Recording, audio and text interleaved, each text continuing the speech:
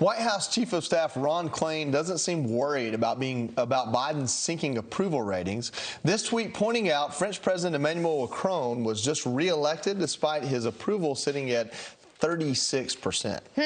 Fox News contributor Joe Concha joins us now. Joe, you know, we did learn when President Trump was elected not to always trust the polls.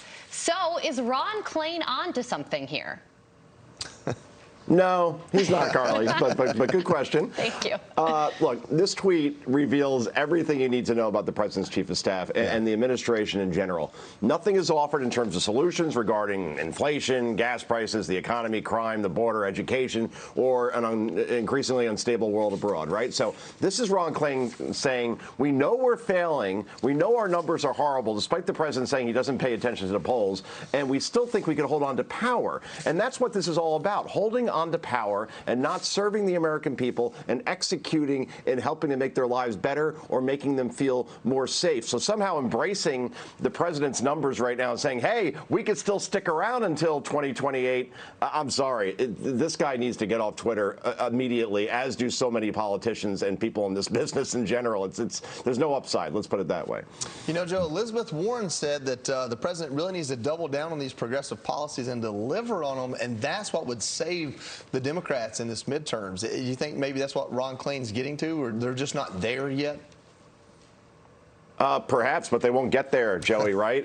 Because you have a Joe Manchin and a Kyrsten Sinema in the Senate making sure that nothing gets through as far as these big trillion-dollar, multi-trillion-dollar spending plans. And then obviously in the House, they have a very thin majority there as well. So look, the party in power always loses dozens upon dozens of seats in the midterms, right? Bill Clinton lost 54 in his first term, and he had a higher approval rating than Joe Biden. Barack Obama lost 63 seats in his first term, and he had a higher approval than the current president. Donald Trump lost 43 in 2018. So Gallup currently has Congress at 21% approval. The president is currently at 33% approval. If those are the numbers, then there's no reason why we're not going to see the same red tsunami we saw under Obama. 50, 60, 70 seats lost in the House, and the Senate's only 50-50 right now. That very well could flip to the GOP. And what's going to happen if that happens? You're going to see a lot of Democrats run against Joe Biden, if he runs again at all in his 80s, for the nomination, and actually having a pretty good chance of unseating him. That's how unpopular this president is right now, guys. Well, Democratic strategists not exactly optimistic about the midterms. There was a New York Times reporter who reached out to one,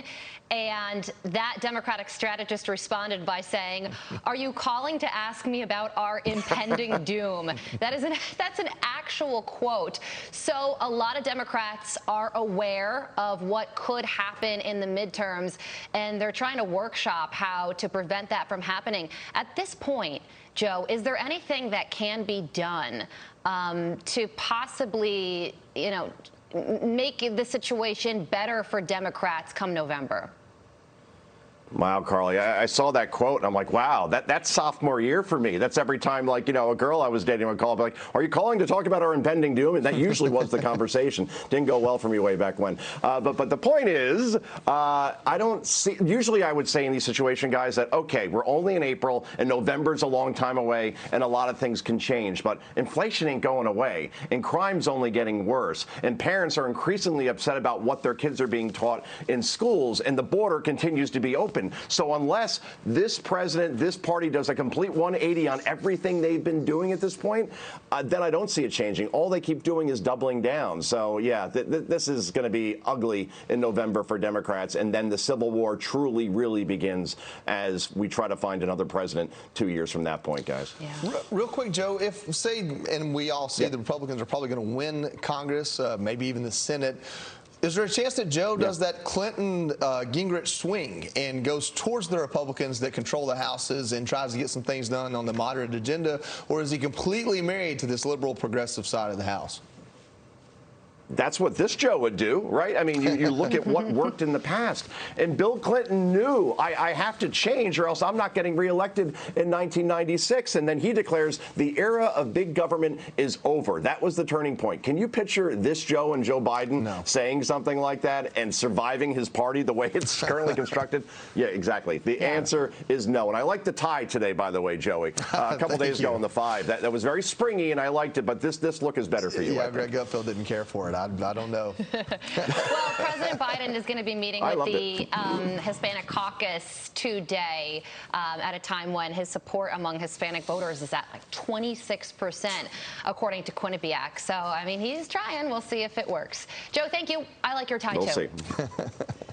Oh, thank you, Carly. Appreciate it. Nice outfit. Bye-bye. Right. Hi, everyone. I'm Brian Kilmeade. I want you to do me a favor. I want you to click to subscribe to the Fox News YouTube page. This is the only way that I know for sure that you're not going to miss any great commentary, any great news bites, any great interviews coming your way on Fox. You can get it all here on YouTube. So subscribe right now.